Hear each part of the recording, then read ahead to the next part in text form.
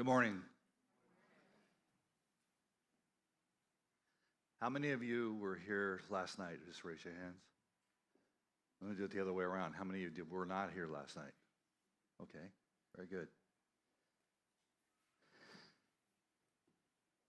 So I'm going to treat this like we're in a living room setting. Can we do that? Can we just kind of relax? This is a very, very intense subject, and it's going to require, for me, it's going to require opening up and letting you into some things just in my own journey, as well as you'll hear principles and ideas.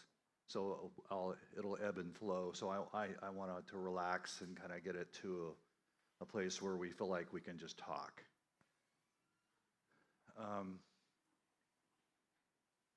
Every bit of what we've done in the trafficking work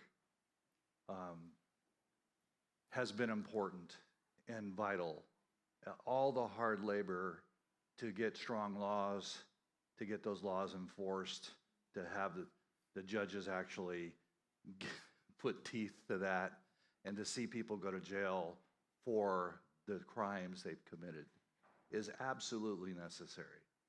And there has been a lot of hard labor and a lot of time put into changing the face of this evil. But it's missing something. And what's missing is the demand. It's what drives this.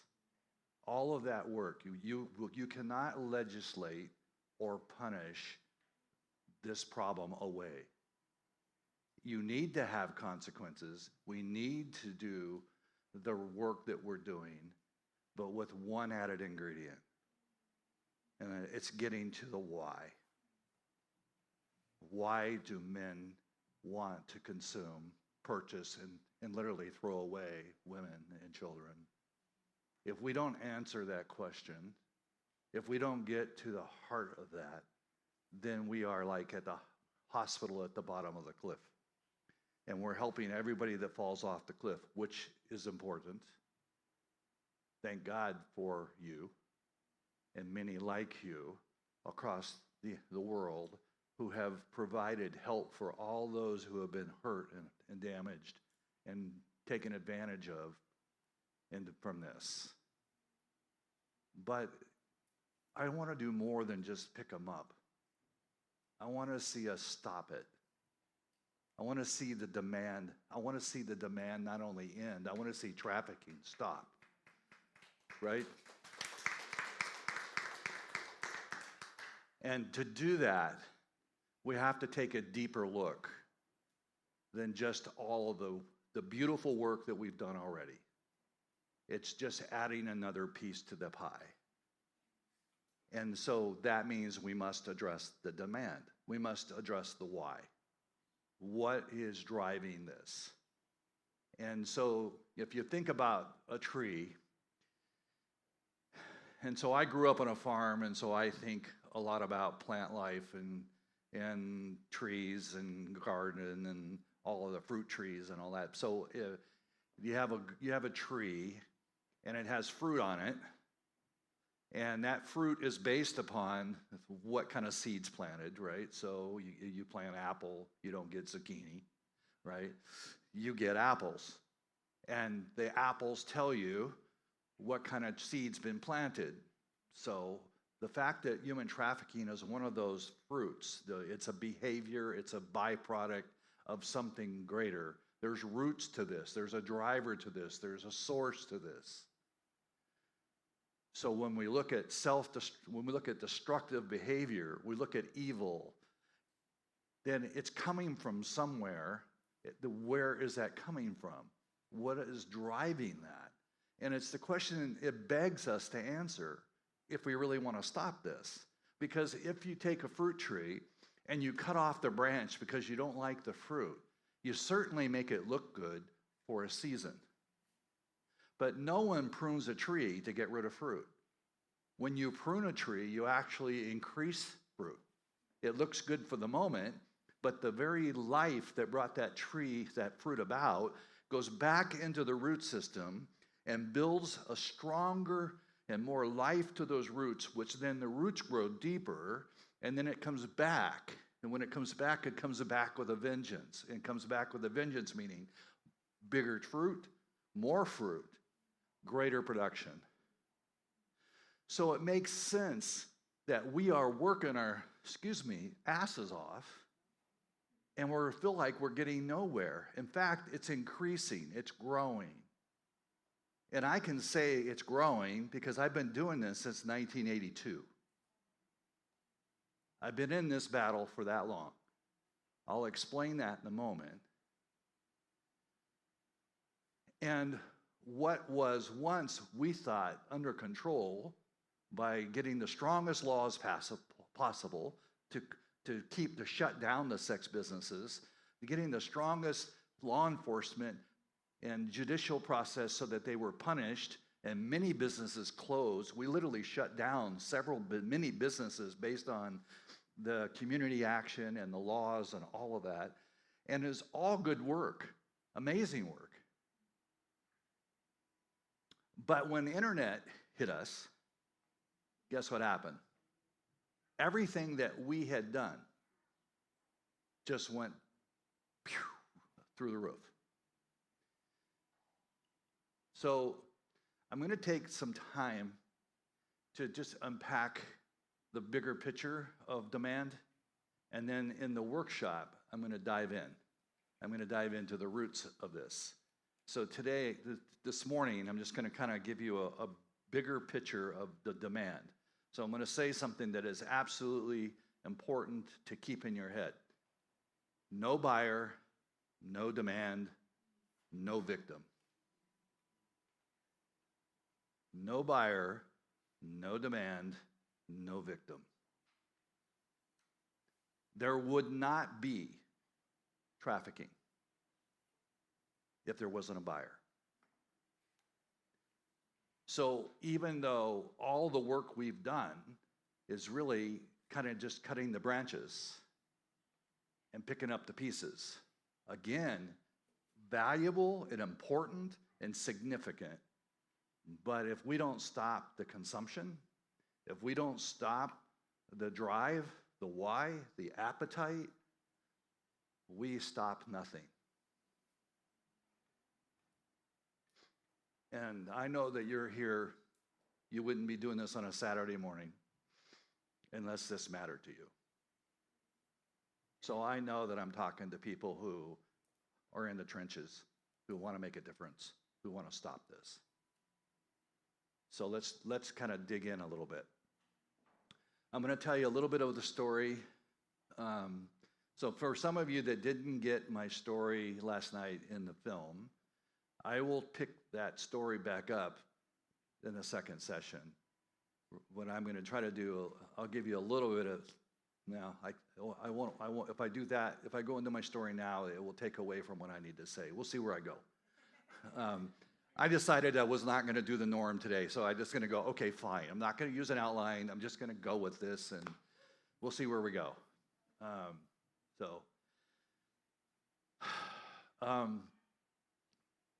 So I was arrested for attempted rape, and it had escalated. This porn problem had escalated to a place where not only was I going to clubs, prostitution, massage parlors, escort services, and I was a pastor at the same time. All this is going on. That was the front. And this escalated to this place where I forced my way into a car and had a full intention to rape. And the woman, the fear in that woman's eyes was like somebody just slapped me in the face and said, "Wake up, you're about to destroy another human being's life." That was a wake-up call for me to start making a shift. And the shift was, this is a human being, this is not an object. The women are people, and I know this sounds really crazy, especially to you women going, hello, duh, come on.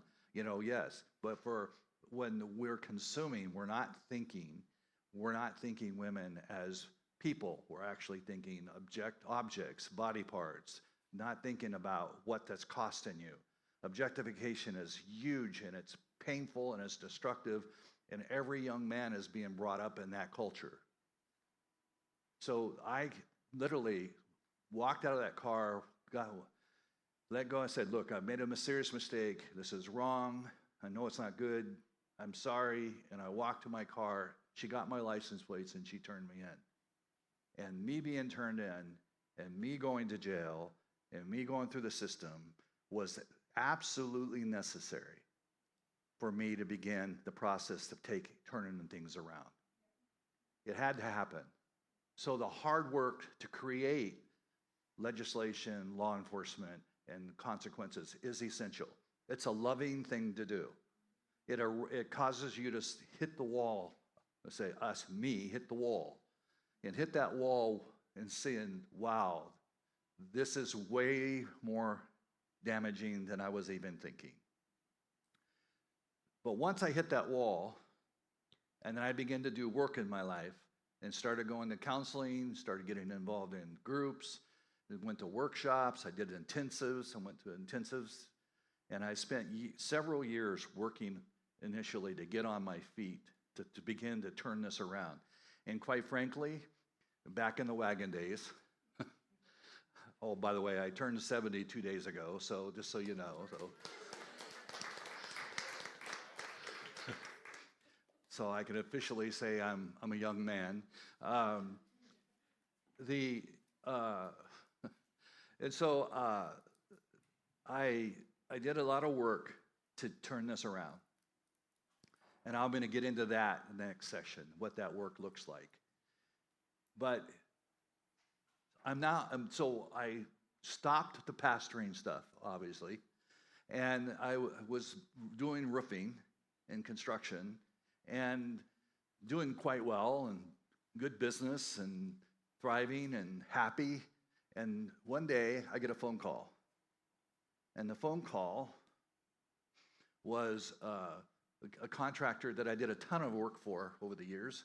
And he said, I got a roof for you to do. And it was he says, just a few blocks from your office. And I said, cool. And we talked about what he wanted and stuff. And he said, in closing, he said, yeah, this is a new sex shop.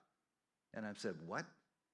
And in my head, I just kind of hung up. But in my head, I'm going, what? Did he say that? Not where we live. No, that can't be. So I call him back up and I said, did you just say this was a sex shop? And he says, yeah. And I said, well, I'll be glad to put a hole in your roof, but I'm not going to put a roof on you.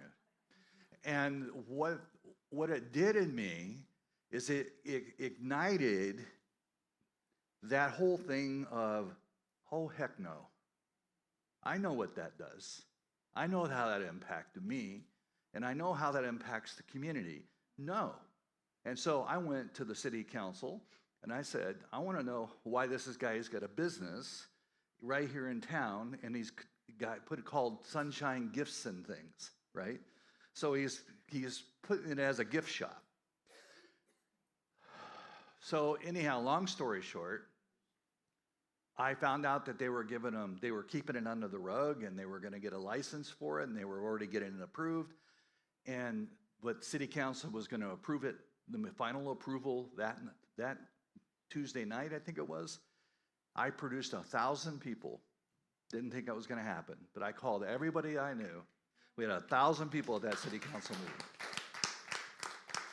And the city council did not know what to do with 1,000 people because the room was completely packed, outside, parking lot full, and we're saying, no way, right?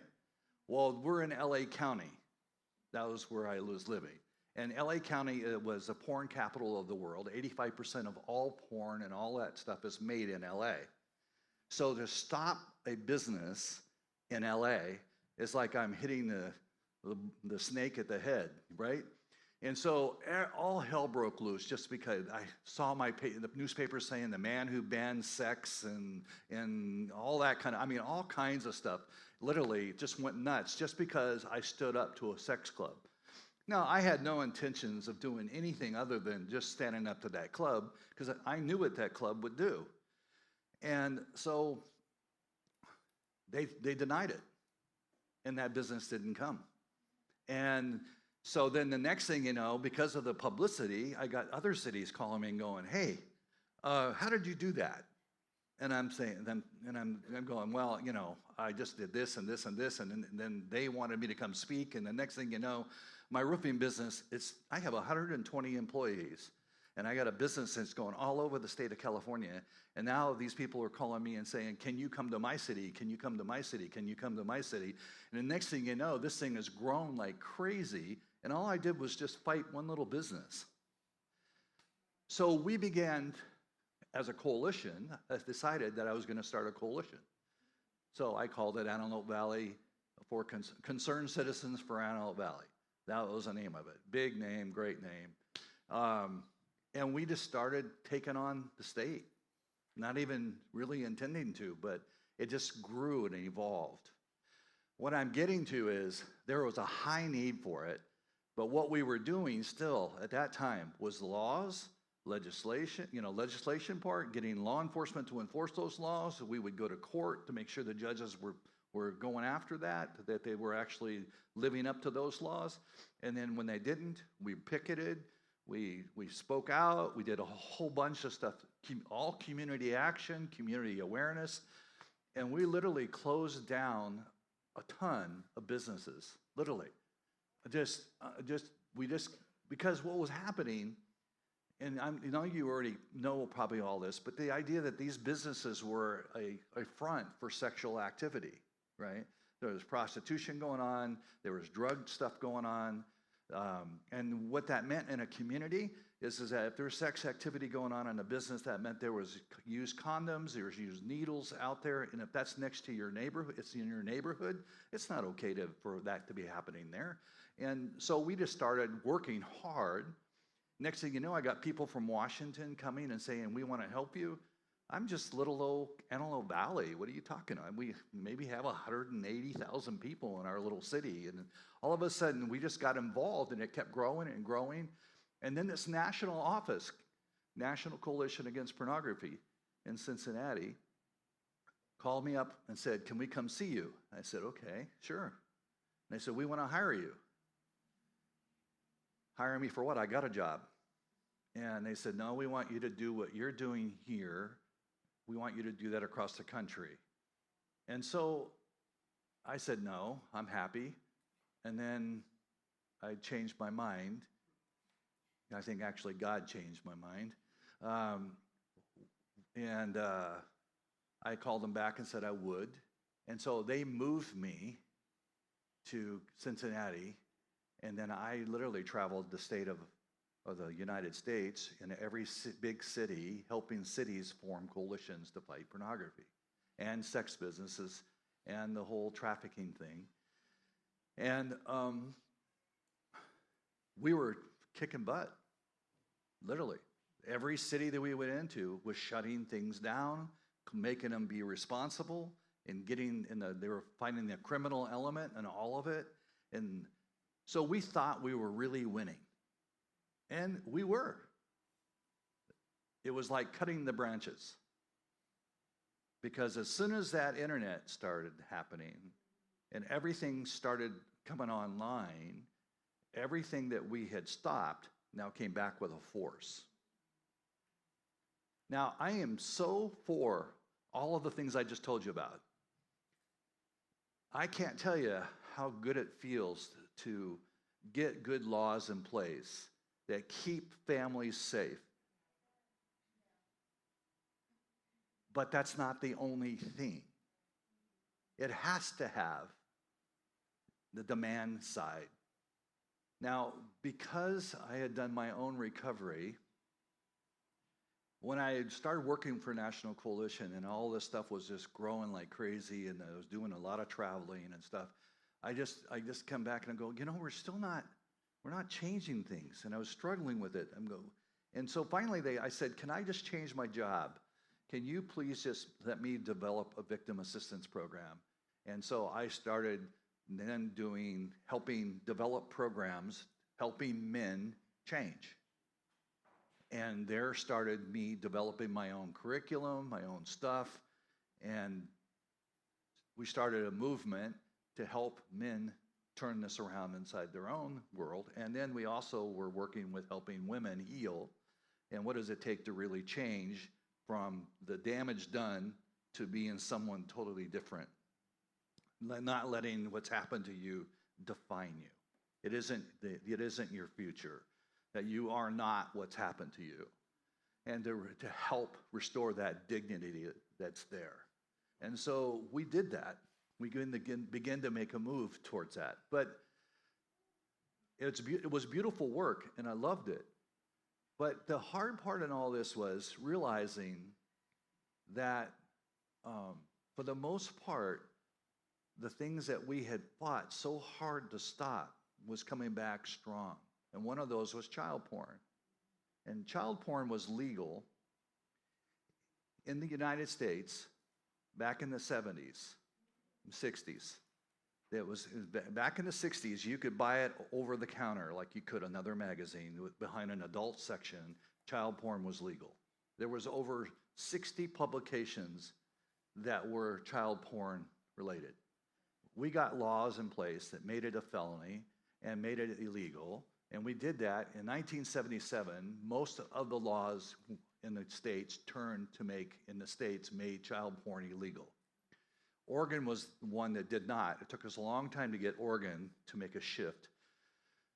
There was another state, I don't remember which one, but there was a couple states that still made it legal. So we were so happy that we had won, but as soon as the internet came on, child porn was back online and just as live as ever. And so the thing that hit me was, we have to do something more than this. And therefore, I started drawing from my own recovery and saying, how do we really turn this around?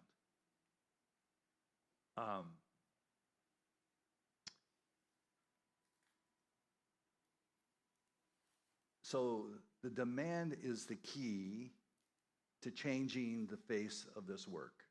We don't stop the hard work we're doing. We keep that up because every good law protects so many lives. But to change the mind and the heart of the consumer is not going to be done by legislation. So the change that happens within the mind of the consumer is twofold. It's the mindset. In other words, to think that somehow I can think and believe that it's okay to use women without any consequences, and that I have a right to do so, and that if I have a dollar bill, I can buy that, I can pay for that, and that dollar bill justifies my use. That somehow that thinking has to be challenged, has to be changed. Second thing is the heart, which is a lot different, because the mind of the heart has to do with your drive, your passion, what you want to consume, your appetite. And so to change the heart, we have to understand what's going on inside that drives the individual. So it's the demand side is not just about doing political action, because I knew that this was wrong, but I still did it. Now, on a smaller level, please don't think that I'm comparing. Have you ever tried to lose weight and you know that the food that's sitting right in front of you is not what you should be eating, and you eat it, right? Or you go to the supermarket hungry and you start buying things off the shelf that you normally wouldn't eat, that you guarantee that you wouldn't want to do, but you're doing things. What's going on? There's something going on internally in the heart and the desire and the appetite that is undermining, even when you know that it's not good for you, it's not right for you. Now, on a larger scale, this is exactly what happens. I can't tell you how many men who absolutely hate what they're doing, know that it's wrong, but can't seem to stop the appetite. So the idea that men are evil, they're monsters and they are unredeemable is not an accurate statement. Yes, they've done monstrous things. Yes, they've done evil. Yes, there's wrong done. But that's not who they are. And if we're going to change this, it won't be to demonize men. It will be to redeem men.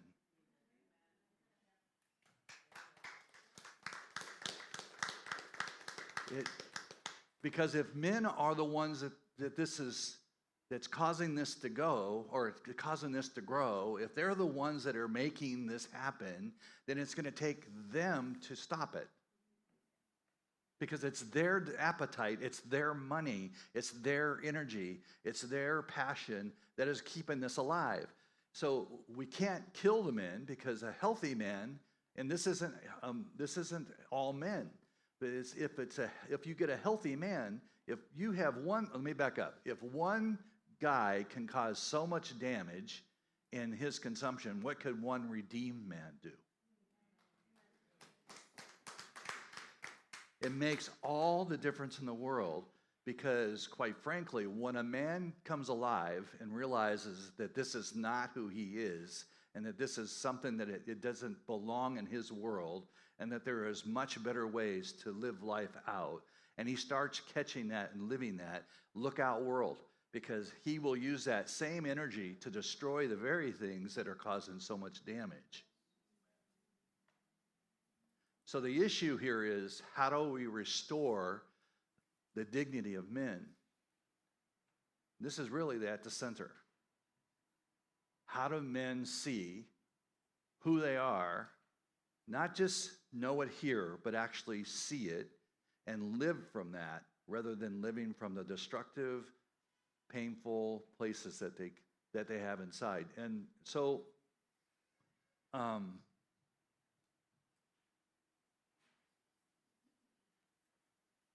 I have a sea of men who I've worked with who are no longer buyers. They would die first before they buy. But every one of them on the front side struggle with stopping, because every one of them, and I know this is going to, and I'm not trying to create this kind of like pity for men, but every one of those men were boys. And every one of those boys, I mean every one of them, had early exposure to pornography. Every one of them. It isn't a question of if, it's how young. And if porn is their sex education, that's where they're getting their information. Are we really surprised at what that produces? And the reality of it, that boys have been sold lies about what it means to be a man. Boys have been sold a lie of what it means to be healthy and loving and caring. And if we're going to change this, we have to work with realizing that this has gone really deep inside of them, and that this takes some work. But in no way are they throwawayable. No way are they objectifiable by saying they're monsters, or that they're evil, or they're perverts. They may be doing perversion, they may be doing monstrous things, but that's not their identity. That is their shame. And if we're going to redeem this thing, we have to redeem the men. We just do. And I know that this is a hard subject, because even when I'm in this film and going to Europe, that there were people in Europe, and these are organizations that were saying that I could not come to the movie and be in the movie panel because they couldn't be in the same room with a buyer. Ex-buyer.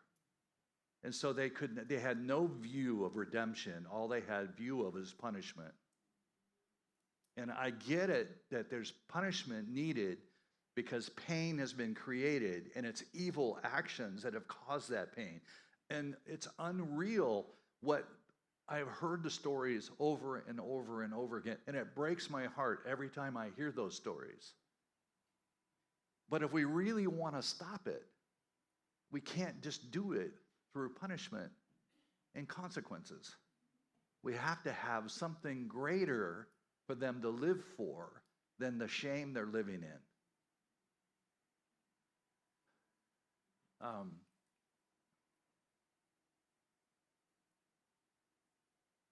So the story that you heard last night in about the man who embraced me. I want to kind of talk about that for a moment. When I was in my worst, everything came apart. When I got arrested, everything came apart, and everybody that I were friends with me, they just walked away. They wanted nothing to do with me. And I lied. I pretended that things were a way and it wasn't. And I betrayed trust. And so there was a lot of damage done, no question. But so I am isolated and I'm pretty much shut out of the world that I had once known. And this guy who had been like a kind of an elder mentor, we had talked, and he got me to come down and spend time with him. And I'm sitting in this office, and he's literally the last friend I have. And I'm opening up this stuff, and I'm thinking, I'm going to ruin the last relationship I got. But I took the risk because I was so desperate. And when I broke into the open and told him this stuff, and his response was to embrace me and to weep over me, which was the opposite. So I went, just before that, I had 12 elders in our church who literally, well, I call it the hall of shame. They destroyed me. And I get that they got hurt, and I get that they felt betrayed and that I had lied to them. There's no question that is, and I should have been addressed that way. But they threw the baby out with the bathwater. They literally took me and threw me out the door as well. And they didn't handle me well. Now, I'm not saying that I deserved cuddles, right? I'm not saying that I should have had just embraced back in and come on. I'm just saying that they destroyed me too. And so this guy embracing me took me by surprise, because his embrace said to me, I see the damage, but I also see you. And that's not, what you're doing is not you. You're better than that. You're meant for more. And his call to me, by embracing me and by his tears, by saying you're meant for more, you're more than this, you have a calling to have impact. All of this was being pulled into my whole heart and soul. And it was like it gave me the energy to fight not only the addiction and the struggle, but to fight the whole battle for helping others. I was not the same because of that hug. That's just a hug. So what I'm saying is that our approach, we can't use shame to combat shame.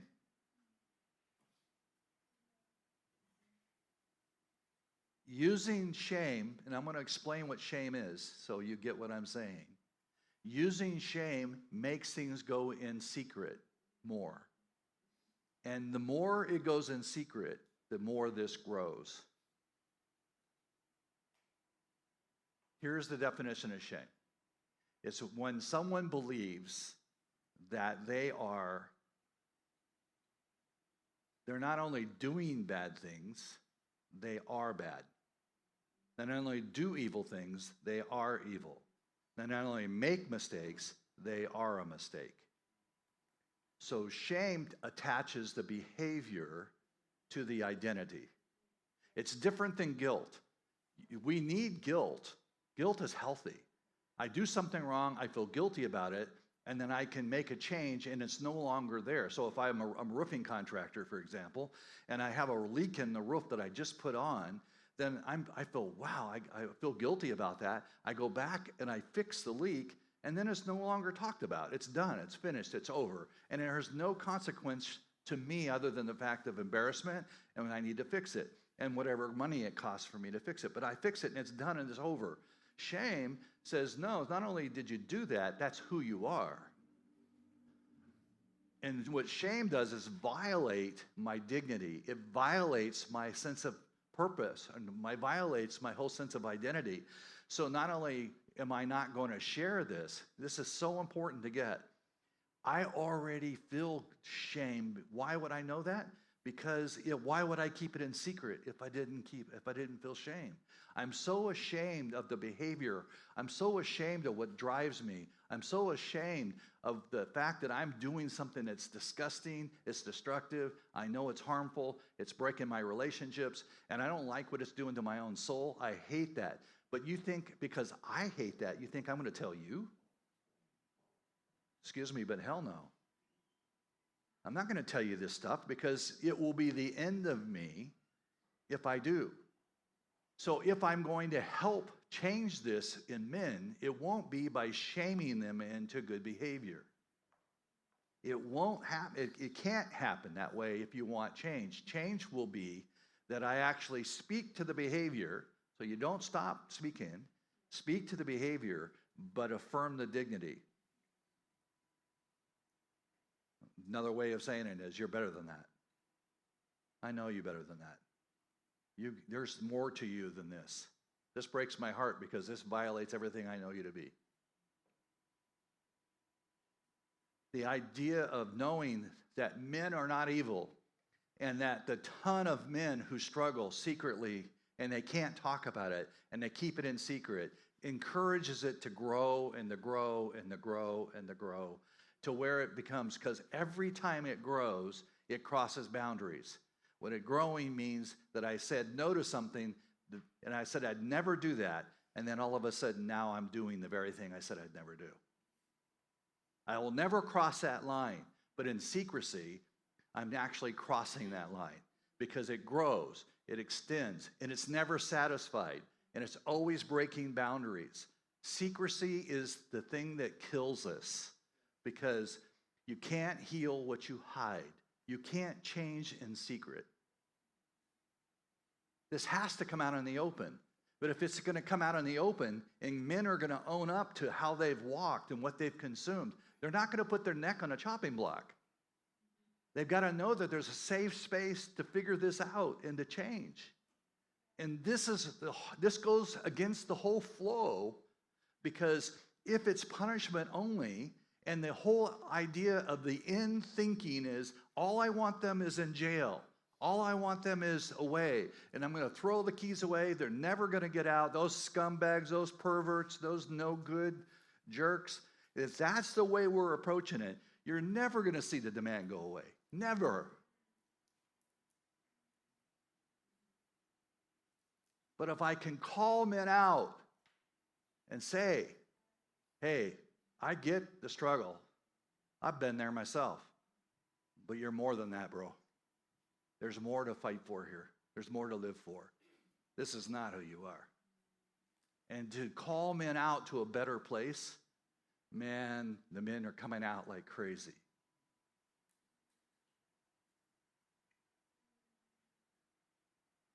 I have seen so much change. We do retreats and conferences and workshops, and men and women both come to those, and we see men coming out by the droves, and not only just men, we're talking about young men, teenagers, 12 years and up, coming into our retreats, and seeing them stand up in front of a whole group of people and confessing and being open, and we're not asking them to do that, they just do it, and they do it, and the people embrace them, and we see them get their dignity back. We see them get their eyes back. We see them get their heart back. And that person won't do it again.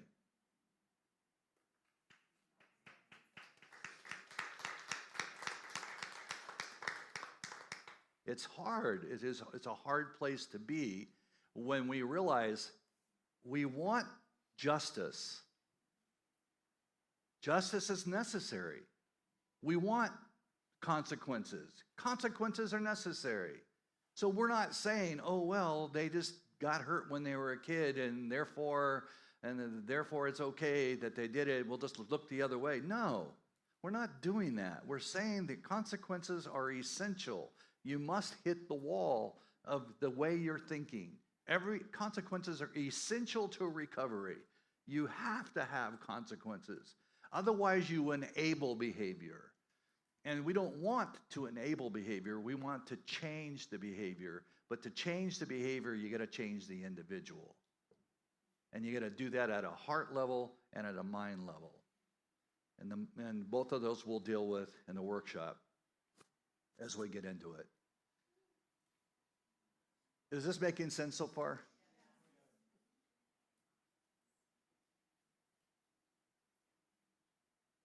Okay, so I'm going to get a little personal.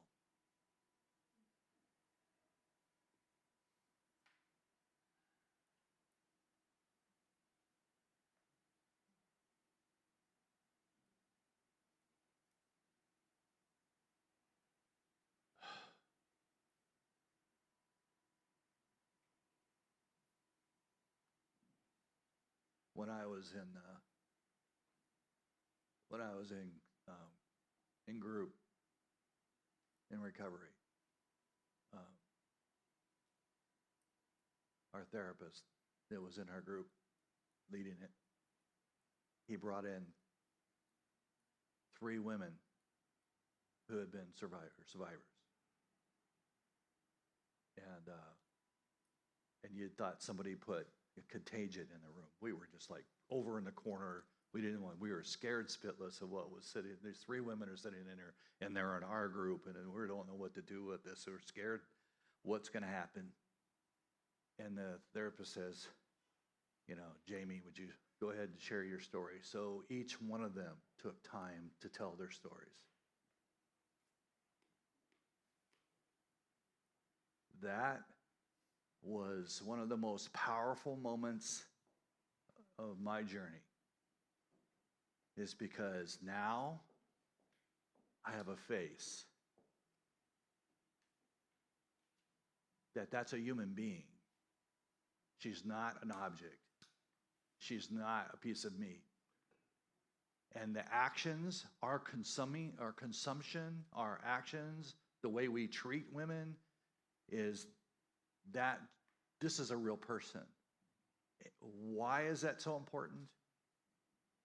The story of the women that we had up here last night, and the survivors and then the ones who have walked through this journey, we need those stories more than ever. Why? Because the way you break dehumanization is to humanize. You need story. We need to see what the consequences are to our actions. Because I can tell you that every time we do a retreat, we bring in, they don't know we're doing it. We sneak them in. It's kind of, it's almost sneaky. But we do a whole day in there about the whole sexualized culture and pornography and all that. So we have the several women who have gone through our retreats and stuff with pursuing the hidden heart. And so we have one woman in particular. Her name is Brittany. And she comes and speaks for all of my conferences and my groups. And anyhow, she comes in and she sits down in the group, and then she tells her story. And there's not a dry eye. I mean, not a dry eye in that place. The guys are just broken. Why? Because they're confronted with reality. There's a human being sitting there. That could be their daughter. That could be their sister. That could be their mom. That woman represents so many different things, but by putting a face to it, by having a story behind it, it changes everything. And so then when she's done sharing, because we have a core value that no one shares vulnerable stuff and stays uncovered. Uncovers mean we affirm. We thank the people for what they brought. We make sure that they know that what they brought wasn't bad or terrible or risky or too vulnerable. So when she got done sharing, I said, so now men, I want you to respond to her. Holy smokes. Everybody's sitting there for a minute thinking who's going to be the first one. But then men starts talking. And all of the men are weeping. Literally, I'm not kidding you. These are big old strong dudes. Looked like they could tear you apart in one blink of the eye. And they're here pouring their hearts out. They're responding to her. And there's tears on both ends. And they want to know if they can give her a hug, or she wants to, and she says she can tell them yes or no. It's up to her. Anyhow, they end up, it's just this big hug fest, but a tear fest and all of that. And what happens is that this is such an important piece.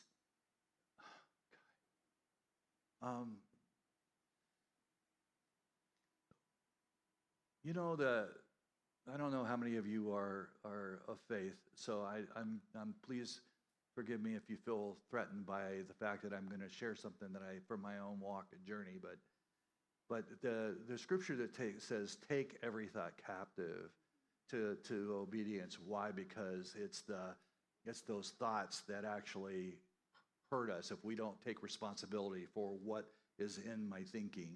If it's toxic, if it's unhealthy, if it's destructive, you don't just let that sit, because that's a seed. And if that seed plants, it's going to produce something. So the idea of taking responsibility for your thoughts. And then there was the one I read, Romans 2, where it talks about that you're transformed by the what? The renewing of your mind. So if you think about the renewing piece, and in this room, I don't see any pictures. I just see, painting and stuff. But in most places, you'll have pictures and decorations and different things on the wall. So think about that in life.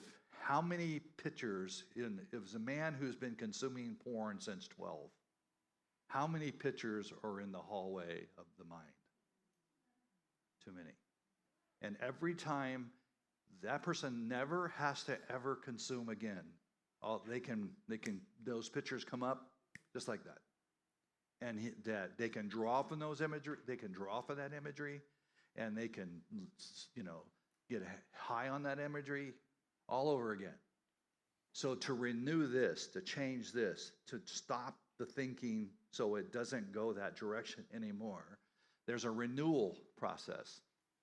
And it's taken that old picture that's there from the pornography, and we're putting Brittany up there now. And now Brittany's a real person. Brittany, I would never touch, I'd never hurt, I would never harm someone who has been through what she's been through. And what it does is it changes the dynamics so that one picture at a time, one person at a time, one relationship at a time, it begins to bring a whole different thought and process of how I see this. You know that right now in the hallway of my mind, we come across this in our culture all the time, where there's images that want to come, like the pornography we run into, the imagery that comes across, the gym, when you're in the gym, and women are wearing less than good. And the idea is, how do you deal with that? Well, because I have my whole hallway is so full of what this does, I'm not even going to entertain that, because that is a person, that's a human being, that is not a piece of meat. And don't get caught in that, because I have my mind's full of what is true and real about that. But one by one, I take down and I put something back in its place. So that's relational health here. So when I see these women in the group, and Jamie and Angela and Susie were the first three, and I'll never forget them. Never. They profoundly shifted my thinking. And over time, I have more there. Every story I hear gets another one here. It's such an important piece to recovery and healing and change, to have the real stories, to have humanity brought to the conversation. Because in pornography, you can do anything to anyone without any consequences, and they call it erotic and sexual and fun and men's entertainment, another language. And the reality is we have no sense of what those actions are costing.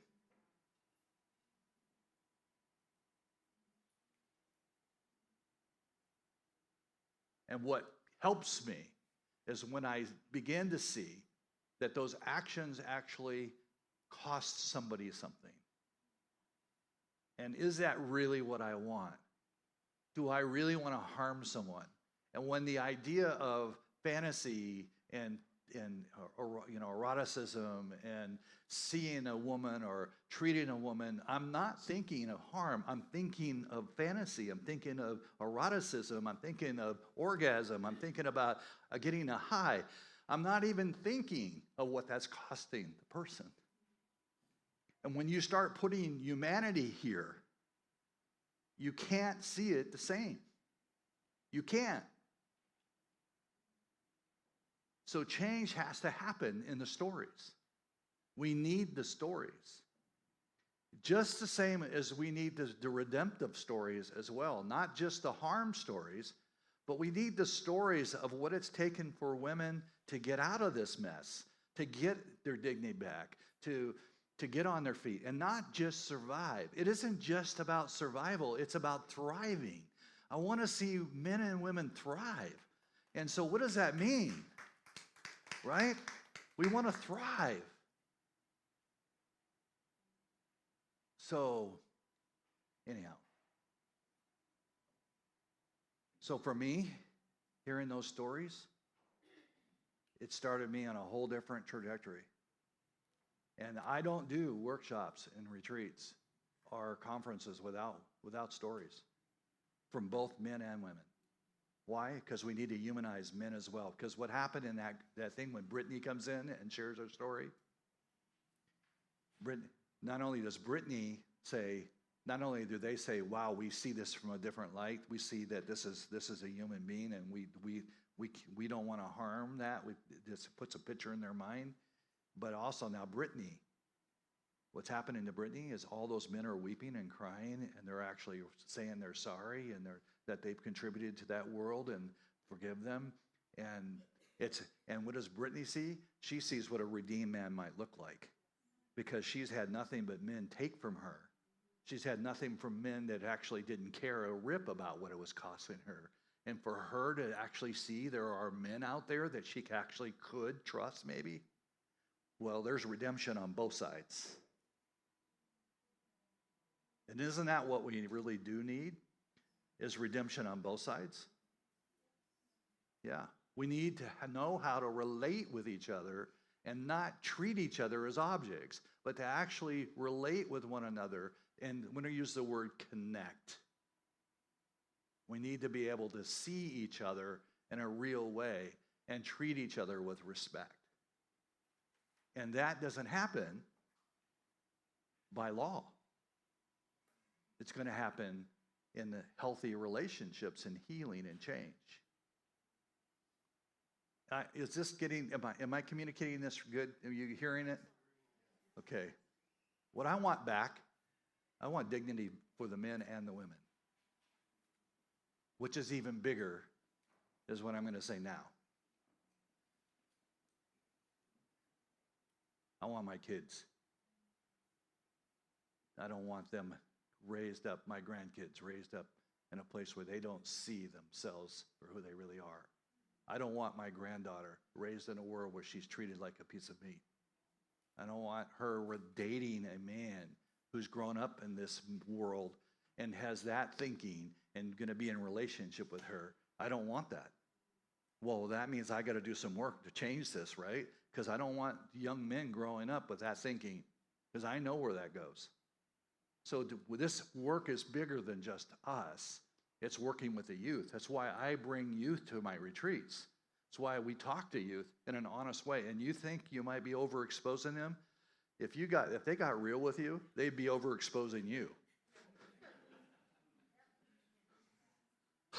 They know things I've never even thought of. And the truth is that they need a safe space to talk about it without punishment, without shaming, because they don't even know how to put language to with some of the stuff they're going through and what they're being exposed to. And so the idea here is, I want to see this I want to leave a legacy that actually breaks the generational crap that we've all been handed. And so to change this whole thing, and I'm going to get into this one piece here as my wrapping up time, this is relational. Do you know that what's missing in all this is relationship? Because transaction is not relationship. Purchasing isn't relationship. Abusing is not relationship. And if you don't feel safe, then there won't be relationship. There won't be vulnerability. And for all of us, you'll hear in my own workshop piece, all of us have gone through many of us have gone through sexual harm. And when there's been sexual harm, we don't trust anyone. And so if I don't trust, how can I have vulnerability? How can I have intimacy? I can't. So then I replace intimacy for things I can control, and you can't love and control. Control destroys love. You can't do that. You can stay safe in control, but you won't be loved in control. So what I want is us to actually see redemption, not only in the men, but redemption for the women so they actually can trust again, and redemption in relationships so we can actually relate with each other and connect with each other and respect each other again. And because I didn't do notes, I'm trying to think how I want to wrap this up.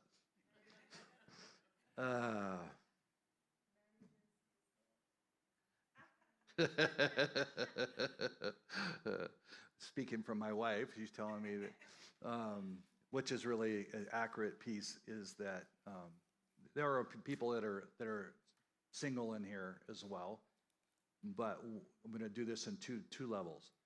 In marriage, first is the reality that I can be real with my wife, and I can tell her where I'm at, and I can be vulnerable and open, and her to love and embrace and support me. And if I need my butt kicked, she can do that too. Believe me. She may be small in size. Dynamite comes in small packages. But the idea that she can do that, and I can do the same, that I know her, and that connection, that celebration of that connection, that someone loves me in my worst spaces. It doesn't mean that they support what I did. It means that she loves me in spite of that, and sees that I'm more than that, and actually sees that I'm, and the kicking butt thing is, if you're in this mess, you need to get some help. In this mess, go work on that. In this mess, you keep at this, but you don't get to bring that crap here. You get to work on that, but I love you still while you're working on it. And so there's beauty in that connection. I guess I'm going to do one more thing here and wrap it up. I know I got just a few minutes.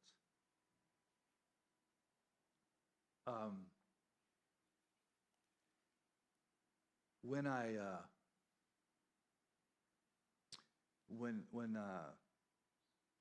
the last time I was in a club, I talk about it in the story, in the movie, the film. That was a game changer for me. I walked into that club, and I had been sober literally had not gone to a club in about 6 or 7 years. And I had walked into that club, and I was going through a really hard, difficult space, and I chose to walk in that club knowing that it was not good. It was a stupid move and all of that. But I walked in, and I sat down, and I put that money down, and I looked up at her, and immediately I looked, because I had recovery, and I already knew that this was wrong, and I looked into her eyes. That's the first place I looked, and she was dead. She wasn't there. She was doing the movement, but she wasn't there. And it hit me like, oh my gosh, what you're doing is destroying another human being. Again, it was just another underline. I walked out of that place weeping. I was literally upside down, and I was driving home, and I was just in tears, like, I can't believe I did this. I will never do this again. And it was in that phase that my daughter was 13, 12, 13, and this older man, 27, was trying to date her. And she was, because this stuff had come out, and her and I were having this real big difficulty, she was actually trying to punish me through not listening to me at all, and by dating an older guy, she thought she was really giving me a hard time. And she was. I was having a difficult time, right? It was killing me. And I said, there's no way that you're going to go out with this guy. You're way too young to start with. And for him to be interested in you, all that kind of, I could go on, right? And she didn't listen to me. She snuck out. She went through the window, snuck out. And in the middle of the night, I was checking on the kids, and she's gone. And so I set up, waited in the living room, 2 or 3 o'clock in the morning. Can't remember exactly. She comes walking through the door, and but she had tears flowing, and her clothes were torn, and she was a mess. And I said, "What's up?" And she says, "Daddy, and I won't go into all the details, he had sexually assaulted her." And I want to tell you right now, I jumped off that couch, and I ran through my screen door. I didn't even try to open it because it was one of those that gets jammed. So I just went right through the screen, and he's backing out of my driveway. And he sees me, and he just floors it in reverse, and I'm running to the best I can run. And I'm going to catch him. And when I catch him, he's dead. I'm not even going to think twice about it. And he gets away, and I am so angry inside. And I'm walking back to the house, and I'm thinking, how could he do that to my daughter?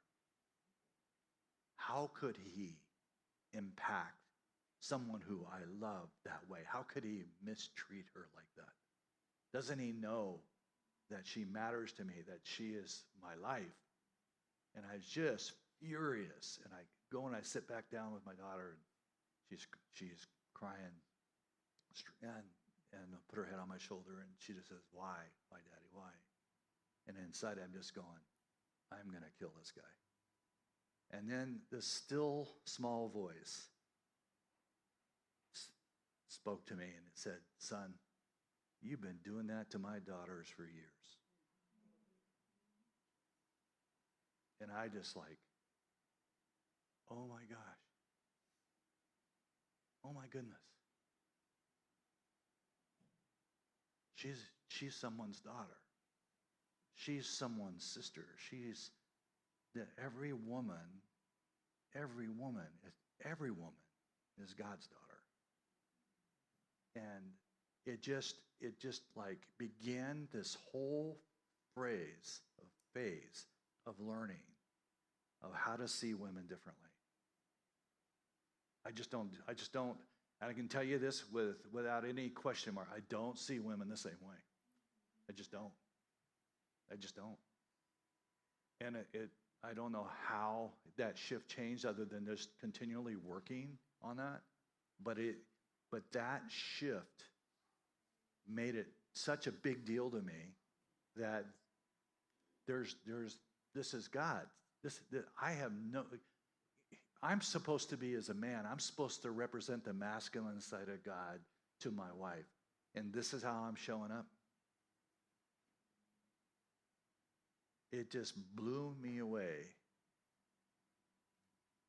that I had been so wrong in my walk with women. And to move towards a place of, God, I want redemption in my world. I don't know how I'm going to do this, but I'm going to change this. I'm going to turn this around. And so change happened in my heart. And over time, we began to do these workshops, and where men and women come together. So that's why we do co-ed.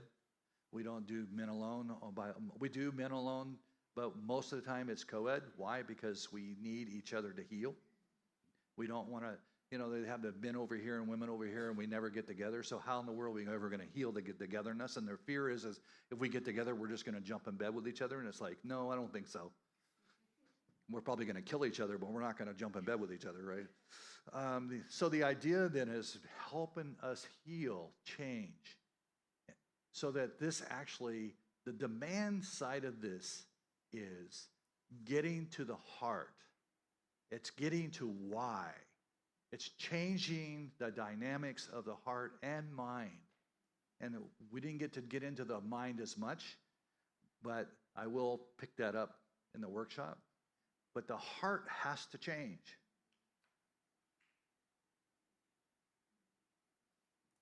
And any woman who knows me now, who walks alongside of me now, they can speak. I don't need to speak for them. They can tell you how I walk my journey. And I get called daddy, I get called friend, I get called everything you can imagine. And daddy not in the way of prostitution, because that sucks. That's not the same thing. But I just see that people see me as real Papa Gene.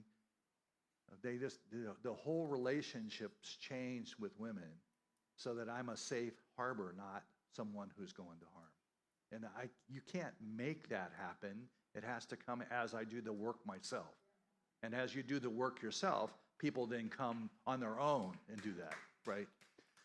And so it's so important for change to happen. If we're going to change the demand, it's going to change. It's going to be a place where, and I'll just kind of focus my last second here. It will be a different group of people. You need the warriors doing the work like it's happening, but you need a different group of people to join. Social workers, counselors, the natural helpers.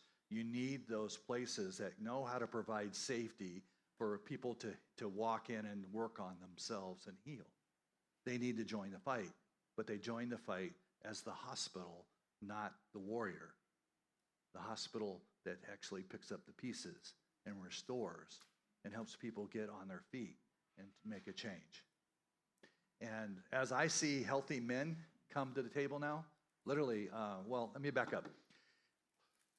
My last retreat in Minnesota, we had teenagers, 21 teenage boys in that retreat of 60 people.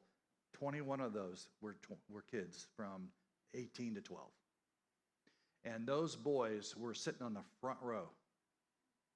And they were taking in everything we were saying. And in the middle of the conference, a 14-year-old come to me and said, I want to share my story up front. And no, his mom and his dad, his grandma and his grandpa, his siblings and cousins and aunts, and all of them in this setting, which it goes against everything that I'm going, no, that's not going to work. And I had to do a whole lot of work to get that to happen. And anyhow, so I asked the parents, and we did all the permission things and getting it. And so finally everybody said yes. So he gets up and shares. It blew the whole room apart. I could not believe what that 14-year-old was wrestling with. But for him to have the guts to risk and to stand up and say, I want to change this. I'm going to change this. And to see him evolve as a young man and the impact that he's having on all the other boys. And all the other boys are coming to the table and they're sharing their stories and they want help. Man, you talk about change. Change happens at the youth. Then before they get married, before they have children, before they're in their career, what kind of difference will that make to actually see young men own their stuff early? Wow, that's what we want. That's my heart. That's what drives me. I want to see what I didn't get at 12. I want to see boys get the right information so that they don't walk down this lie, this path of destruction. So we definitely need to begin to focus on how we reach those teens. They're not somebody we wait till they get 18 so we can have a conversation about sex. I'm going to tell you something. You do that, it's too late. We need to be talking to them early so that the next generation knows what they really want and what they need and how to thrive. Make sense? All right. Well, we're done for this session.